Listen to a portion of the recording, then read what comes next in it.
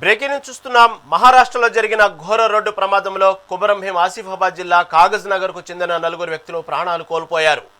వైద్యం చేయించుకుని నాగ్పూర్ నుంచి తిరిగి వస్తుండగా దేవాడ సమీపంలో వీరి కారు అదుపు తప్పి బ్రిడ్జి పైనుంచి కిందకు బోల్తా పడింది. ఈ ప్రమాదంలో 4 అక్కడికక్కడే మృతి చెందగా మరో 2 పరిస్థితి అత్యంత విషమంగా ఉంది. తీవ్రంగా గాయపడిన వారిని చికిత్స నిమిత్తం సమీప ఆసుపత్రికి తరలించారు. కాగజ్ నగర్కు చెందిన ఒకే కుటుంబానికి చెందిన వారు కావడంతో పట్టణంలో విషాదాఛాలు అలుముకున్నాయి.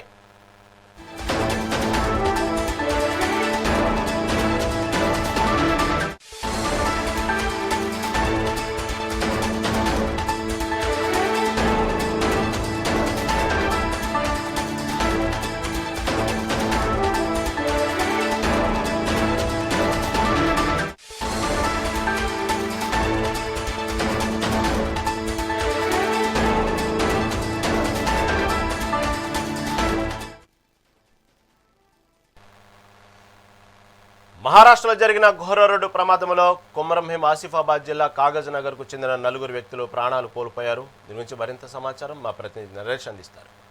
నరేష్, ఏదైతే ఉదయాన్నే మహారాష్ట్రలో జరిగిన ఈ ఘోర రోడ్డు ప్రమాదంలో ఆసిఫాబాద్ జిల్లా కాగజ్ నగర్కు చెందిన 4 వ్యక్తులు ప్రాణాలు కోల్పోయినట్టు తెలుస్తోంది. దీని గురించి తాజా అప్డేట్ ఏంటి?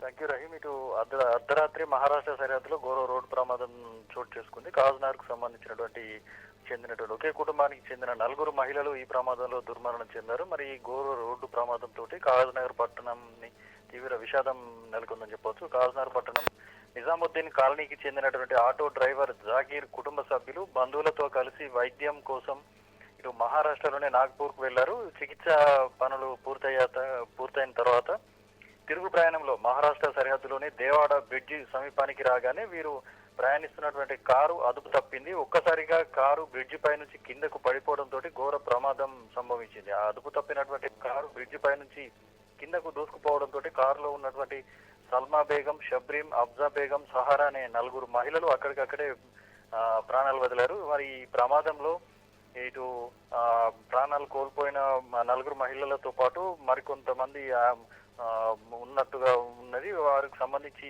మహిళలు కూడా ఎక్కువగా వైద్య చికిత్స నిమిత్తం మహారాష్ట్రకు తరలి వెళ్లడంతో పాటు మొత్తం పూర్తిగా మహిళలే ఉన్నారు.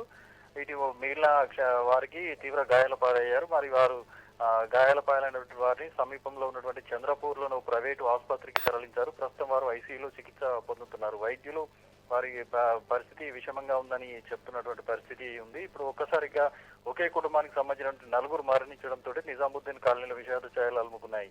అయితే ఆటో నడుపుకుంటూ కుటుంబాన్ని పోషించేటువంటి జాకీర్ కుటుంబంపై ఈ ప్రమాదం తీవ్ర ప్రభావం చూపిందని చెప్పొచ్చు. బంధువులు, స్థానికులు కన్నీరు మున్నీరుగా వెలిపిస్తున్నారు. అయితే మహారాష్ట్ర పోలీసులు కేసు నమోదు చేసుకుని దర్యాప్తు చేస్తున్నారు.